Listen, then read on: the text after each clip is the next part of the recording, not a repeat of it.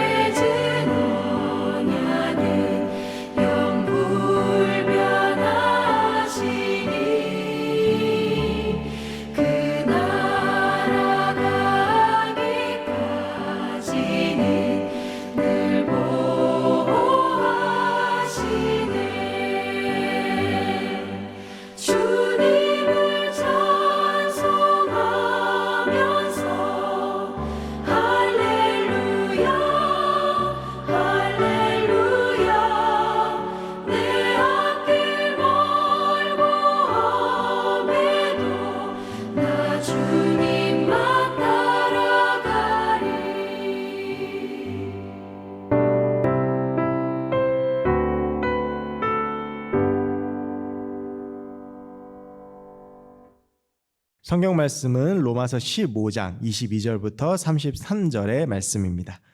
그러므로 또한 내가 너희에게 가려고 하던 것이 여러 번 막혔더니 이제는 이 지방이 일할 곳이 없고 또 여러 해 전부터 언제든지 서바나로 갈 때에 너희에게 가기를 바라고 있었으니 이는 지나가는 길에 너희를 보고 먼저 너희와 사귐으로 얼마간 기쁨을 가진 후에 너희가 그리로 보내주기를 바람이라. 그러나 이제는 내가 성도를 섬기는 일로 예루살렘에 가노니 이는 마게도냐와 아가야 사람들이 예루살렘 성도 중 가난한 자들을 위하여 기쁘기에 얼마를 연보하였음이라. 저희가 기뻐서 하였거니와 또한 저희는 그들에게 빚진 자니 만일 이방인들이 그들의 영적인 것을 나눠 가졌으면 육적인 것으로 그들을 섬기는 것이 마땅하니라. 그러므로 내가 이 일을 마치고 이 열매를 그들에게 확증한 후에 너에게 들렀다가 서바나로 가리라. 내가 너희에게 나아갈 때 그리스도의 충만한 복을 가지고 갈 줄을 아노라. 형제들아, 내가 우리 주 예수 그리스도와 성령의 사랑으로 말미암아 너희를 권하노니 너희 기도에 나와 힘을 같이하여 나를 위하여 하나님께 빌어 나로 유대에서 순종하지 아니하는 자들로부터 건짐을 받게 하고 또 예루살렘에 대하여 내가 섬기는 일을 성도들이 받을 만하게 하고 나로 하나님의 뜻을 따라 기쁨으로 너희에게 나아가 너희와 함께 편히 쉬게 하라. 평강의 하나님께서 너희 모든 사람과 함께 계실지어다. 아멘. 코로나가 날로 심해지는 어려운 상황을 우리가 지금 경험하고 있습니다. 지난 주말에 확진자가 1000명이 넘었고 지금도 계속 800명, 900명 되는 확진자가 대량으로 발생하는 어려운 시기를 지나가고 있습니다. 우리가 함께 모여서 드리던 예배는 다시 비대면으로 전환이 되었고 그래서 지금 이렇게 수요 예배도 영상으로 드리고 있습니다. 무엇보다 가슴 아픈 것은 1년 중 가장 교회에서 중요하고 귀한 축제인 성탄 예배를 온라인으로 드려야 하는 위기를 맞이하고 있다는 것입니다. 참 가슴이 아픕니다. 지난 이 상황이 2.5단계로 올라가기 전에 교육부에서 모여서 함께 원래를 했는데 아이들이 없는 성탄 예배를 드려야 할지도 모른다는 생각에 교육부장님을 비롯해서 우리 모두가 함께 눈물을 흘리며 안타까워했던 기억이 있습니다. 예전 같으면 벌써 거리에선 캐롤이 울리고 성탄 분위기가 물씬 나고 교회도 성탄 준비로 시끌벅적해야 하지만 아무것도 할 수 없고 너무나도 외로워 보이는 연말이 참 씁쓸하고 안타깝습니다. 특별히 목회자 입장에서는 정말 참 많은 고민이 있습니다. 저를 보면서 가끔 어떤 분들이 목사님 내년에 어떻게 해요? 내년 청년부 계획 어떻게 해요? 라고 물어보시는데 저는 정말 진심으로 아무것도 모르겠습니다. 청년부의 가장 중요한 행사라고 할 수 있는 수련회도 어떻게 진행해야 될지 모르겠고 청년부 사역이 거의 대부분 소그룹 모임으로 진행이 되어지는데 이 소그룹 모임도 어떻게 해야 될지 모르겠고 올해도 가지 못했던 해외 단기 선교를 내년에 갈 수 있을지도 미지수입니다. 이런 여러 가지 보이지 않는 상황 가운데 고민하고 눈물로 기도하는 것이 참 어렵고 힘든 시기입니다. 그런데 이러한 것이 저만의 문제나 또 내년을 준비하는 목회자들만의 문제는 아닐 것입니다. 많은 성도님들이 사업장에서, 직장에서, 가정에서, 학교에서, 각자의 삶의 자리에서 한 치 앞도 내다볼 수 없는 이 코로나 상황 가운데 어려워하고 힘들어하고 계신 줄 압니다. 아무것도 보이지 않습니다. 무엇도 예측하고 짐작할 수가 없습니다. 그래도 어느 정도 좀 계획이 서야 될 텐데 하루가 다르게 급변해가는 이 상황 속에서 당장 내일의 계획을 세우기도 쉽지 않은 것이 지금 현재 우리가 겪고 있는 삶의 모습입니다. 참 어렵고 힘이 듭니다. 특별히 오늘 이러한 상황 가운데 놓인 우리가 오늘 본문 속에서 이 사도 바울의 모습을 통해 그래도 우리가 이 상황 가운데에서 무엇을 바라봐야 될지, 어떻게 하면 이 상황을 이길 수 있을지, 그리고 우리가 지금 해야 되는 것이 무엇인지에 대해서 잠시 나누어 보려고 합니다. 오늘 본문은 로마서입니다. 로마서는 잘 알고 계시는 것처럼 사도 바울이 로마 교회와 로마 교인들에게 보냈던 편지입니다. 당시에 이 로마 교회에는 자생적으로 생긴 교회들이 많이 있었습니다. 추측해 보건대 로마에 있었던 디아스포라 유대인들, 어떠한 이유들로 로마에 왔던 유대인들이 유월절날 절기를 지키기 위해서 예루살렘으로 간 후에 그곳에서 복음을 받아들이고 회심하고 개종해서 돌아온 후에 로마에서 모여서 함께 교회가 되었다라고 추측할 수 있는 것이 가장 유력하다라고 할 수 있습니다. 그러다 보니까 로마 교회의 교인들은 유대인들 중심이었고, 그리고 이들이 복음을 아주 깊이 공부하고 받아들인 것이 아니었기 때문에 예전에 그들의 생활 습관이나 유대교적인 신앙 습관들이 여전히 남아있는 채로 교회가 운영되어지고 신앙생활하고 있었습니다. 그 가장 큰 문제가 바로 율법주의였습니다. 이들은 복음을 온전히 받아들이지 못하고 이 복음을 가지고 돌아와 교회로 모이고 함께 신앙생활을 하다 보니 율법주의에서 떠나지 못하고 이 복음과 율법주의 간의 긴장 상태가 계속 되어지고 있었던 것입니다. 그러니까 이들의 신앙이 결코 올바르다라고는 볼 수가 없었던 것이죠. 더 심각한 문제는 이들의 신앙을 지도해주고 그리고 이들의 신앙을 잘 이끌어줄 지도자들이 로마 교회에는 많지 않았다라고 하는 것입니다.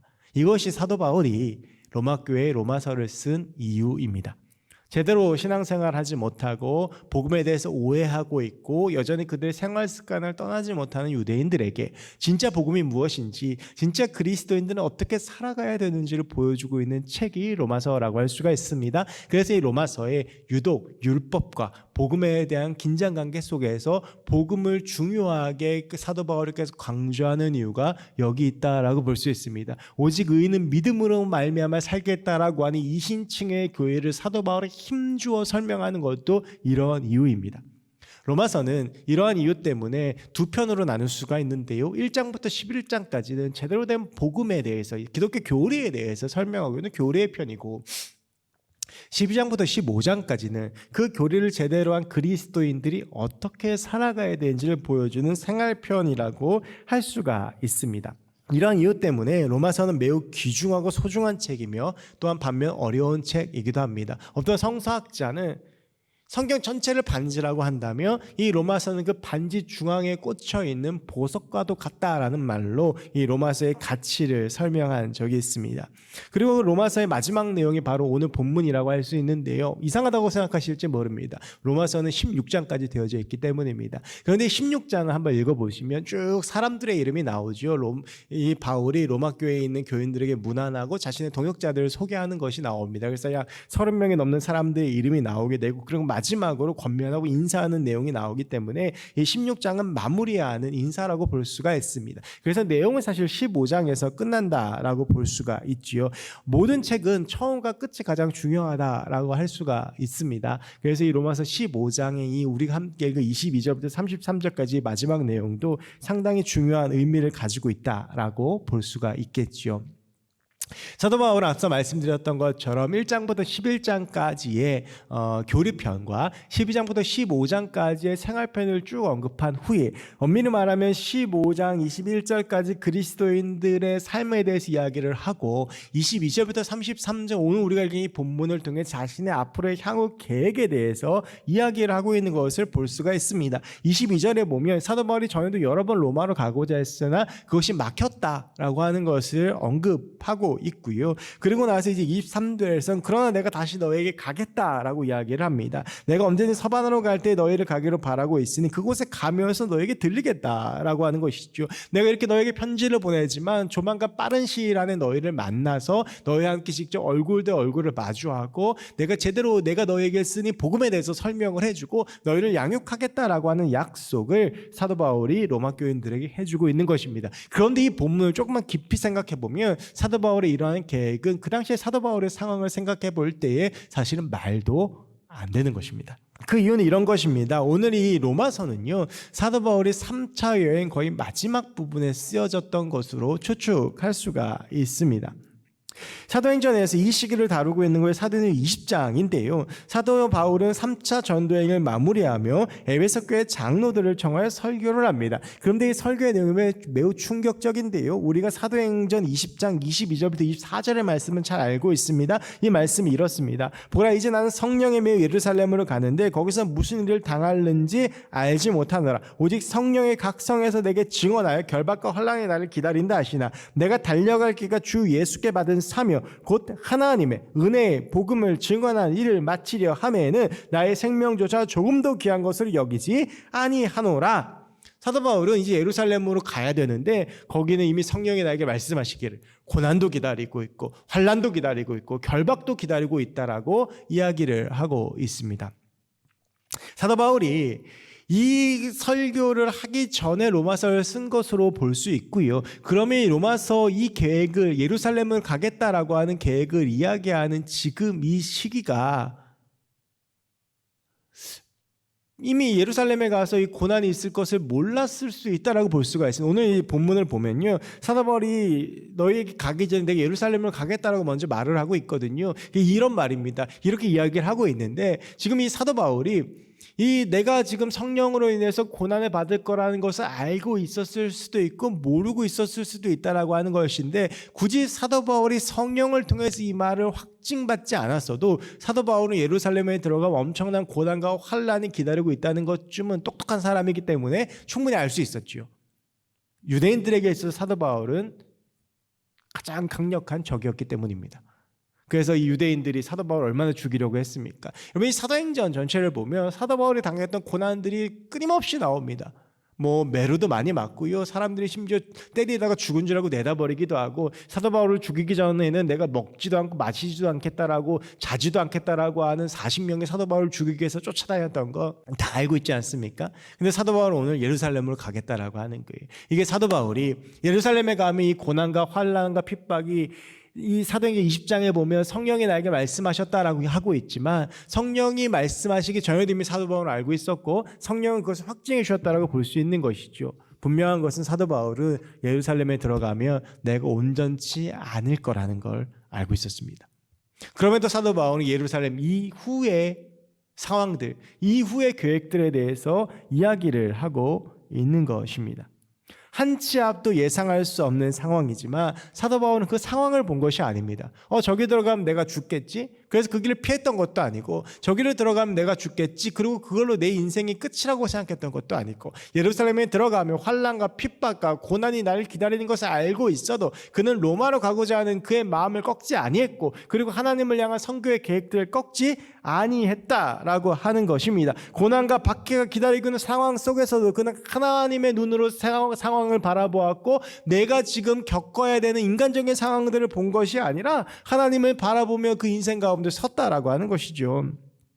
이것이 사도 바울의 인생이었습니다. 그는 언제나 상황이 아니라 하나님을 보는 사람이었습니다.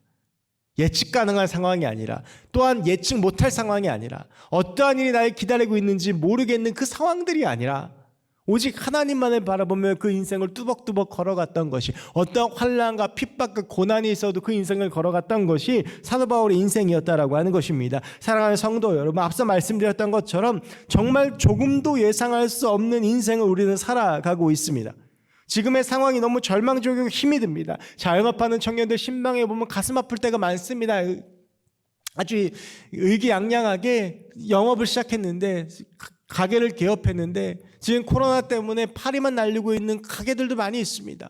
그런 가게들을 볼 때마다 가슴이 아픕니다. 코로나 때문에 청년들 취업, 결혼, 학업 등 모든 일에 힘들어합니다. 아마 다른 모든 성도님들 역시 이러한 동일한 아픔과 어려움을 겪고 계시리라고 생각합니다. 그러나 우리가 그 상황을 바라보면 그 상황 속에 빠지면 아무것도 할 수가 없습니다. 사도 바울은 지금의 이 상황이 절망해야 되고 좌절해야 되고 앞이 안 보여야 되는 상황인 게 맞지만, 그는 그렇지만 그 상황 이후에 하나님께서 나에게 하실 일들을 기대하고 그 하나님을 바라보았다라고 하는 것입니다. 우리도 이런 상황 속에서 지금 내가 겪고 있는 상황들을 바라보는 것이 아니라 하나님의 인도하심만을 바라보며 기도하며 하나님과 함께 걸어가는 것이 우리의 참된 삶이 되어야 된다라고 하는 것입니다. 내 계획과 내가 생각하는 생각들을 붙잡을 수 없다면 하나님의 꿈을 꿔야 되는 것이 우리의 인생이다라고 하는 것입니다. 고난과 죽음이 기다리고 있는 예루살렘을 향하면서도 그 이후에 하나님이 행하실 일들을 꿈꿨던 사도 바울의 모습이 우리의 삶이 되어야 하는 것입니다. 여러분, 이후에 사도 바울의 삶이 어떻게 전개가 됩니까? 사도 바울이 예루살렘에 들어가서 붙잡힙니다. 그리고 로마로 압송이 됩니다. 그리고 로마에서 2년 동안 가택연금 당하고, 그러고 나서 풀린 후에 7, 8년간 또 복음을 전합니다. 로마로 가야 되겠다라고 하니 사도 바울의 이 계획이 허무맹랑한 것처럼 보였지만, 절대 안 되는 것처럼 보였지만, 하나님이 꿈꾸게 하신 그 꿈을 꿀 때 사도 바울의 이 계획이 하나님의 뜻 가운데 선하게 펼쳐졌다라고 하는 것입니다. 사도 바울이 그 고난이 결국엔 뒤돌아보니 하나님의 뜻이 되었다라고 하는 것이죠. 여러분, 지금은 우리의 상황을 하나님께서 어떻게 바꾸시고 어떻게 역전시키시고 어떻게 일하실지는 아무도 알 수가 없습니다. 우리가 지금 이 상황 가운데서 힘들다고 위축되고 힘들어하는 것이 아니라 이 고난과 어려움의 끝에서 일하실 하나님을 바라보아야 합니다. 하나님은 반드시 뜻과 계획이 있으시고 그 뜻과 계획은 선하십니다. 비록 지금의 상황이 어렵고 힘들지만 그 상황을 보지 말고 하나님을 바라보고 나아가야 되는 우리가 되어야 할 줄로 믿습니다. 하나님이 우리를 승리하게 하실 것입니다. 보이지 않을 때, 한치 앞도 볼 수 없을 때, 그때 우리가 보아야 될 것은 하나님입니다. 여러분, 우리가 하나님을 붙잡고 하나님께 집중하고 하나님께 매달리고 하나님께 기도하는 하나님의 사람들이 되었으면 좋겠습니다. 그럴 때 하나님께서 우리를 다시 일으켜 주실 것이고 다시 우리에게 새 힘을 주실 것이고 새 꿈을 주실 것이고, 그래서 우리가 그 꿈을 붙잡고 일어나 하나님과 함께 걸어갈 때 하나님께서 우리를 승리하게 하실 줄로 믿습니다. 바울은 이어서 30절부터 33절에서 자신의 선교 사역을 위해서 기도하고 후원해 줄 것을 요청합니다. 여러분, 지금 코로나로 인해서 참 여러 사람도 힘들지만 그중에서 가장 힘든 분들이 선교사님들이십니다. 한국에 나와 계신 분들도 힘들고 비자나 여러 가지 문제 때문에, 그리고 현재 남아있는 분들도 힘듭니다. 한국에 나와 있는 분들은 다시 언제 들어갈지 모른다는 상황 때문에 힘들고, 그리고 두고 온 사역지 때문에 힘들고, 현재 계신 분들도 여러 가지 재정적인 어려움들과 그리고 아무것도 없는 상황 때문에 힘듭니다. 얼마 전 인도에서 선교하고 있는 후배 선교사님과 대화할 일이 있었는데 비자 문제 때문에 지금 한국에 나와 있습니다. 여러 가지 어려움들 이야기하는데 그 이야기를 쭉 들으면서 지금 내가 힘들어하고 있는 것이 사치라는 생각이 들었습니다. 정말 얼마나 힘들어하고 괴로워하는지 너무 안타깝고 기도밖에 나오지 않았습니다. 무엇보다 선교사님들이 지금 가장 힘들어하는 것은 코로나로 인하여 교회들의 위기가 찾아오면서 선교사 후원 등의 재정적인 후원들이 다 끊어지고, 그리고 기도의 후원들이 끊어졌다라고 하는 것입니다. 제가 선교학을 좀 공부하다 보니까 그렇게 선교 현장에 있는 어려움들의 이야기들을 더 깊이 들을 수가 있습니다. 여러분, 우리가 이때에 오늘 사도 바울이 내 이 복음 사역을 위해서 기도해달라고 요청했던 그 기도가 오늘 선교사님들이 우리 교회들에게 하는 요청과 기도인 줄을 알고 우리가 함께 기도하기 원합니다. 지금 우리의 삶도 너무 힘듭니다. 지금 날 위해서 기도할 수 있는 그 기도의 시간도 너무 부족합니다. 그러나 우리에게 맡겨주신 선교의 사명 역시 우리는 감당해야 합니다.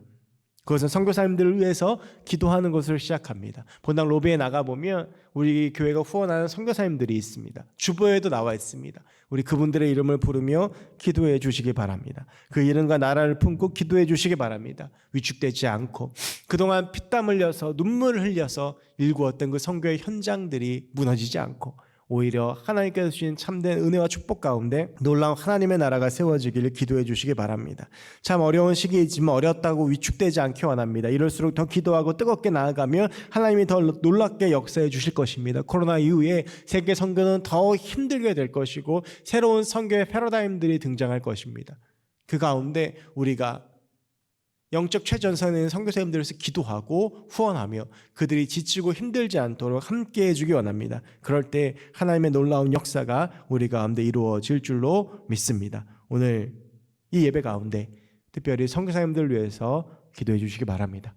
다시 힘을 내시도록 새로운 선교의 길이 열리도록, 그리고 정말 여러 가지 어려운 재정적인 어려움, 또 사역의 어려움, 여러 가지 힘든 어려움들, 또 가정의 어려움들이 주의 뜻 가운데 잘 회복되어지도록 우리가 선교사님들을 위해서 함께 기도할 때 우리의 중보 가운데 또 하나님께서 놀랍게 역사하실 줄로 믿습니다. 우리가 하나님 바라보며 또 하나님과 함께 나아가며 우리도 승리하고 또 우리 중보기도 가운데 선교사님들 승리해서 우리가 함께 입체적으로 승리하고 놀라운 하나님의 역사가 이루어지는 우리 모두가 되기를 주의 이름으로 간절히 축원합니다. 우리 시간 같이 함께 말씀 붙잡고 기도하시겠습니다. 특별히 기도 제목들 하나 기억하시면서 기도해 주시고 우리 선교사님들 위해서 한 번 더 기도해 주시면 감사하겠습니다. 우리 함께 이 시간 주의 이름 3번 부르고 같이 기도합니다.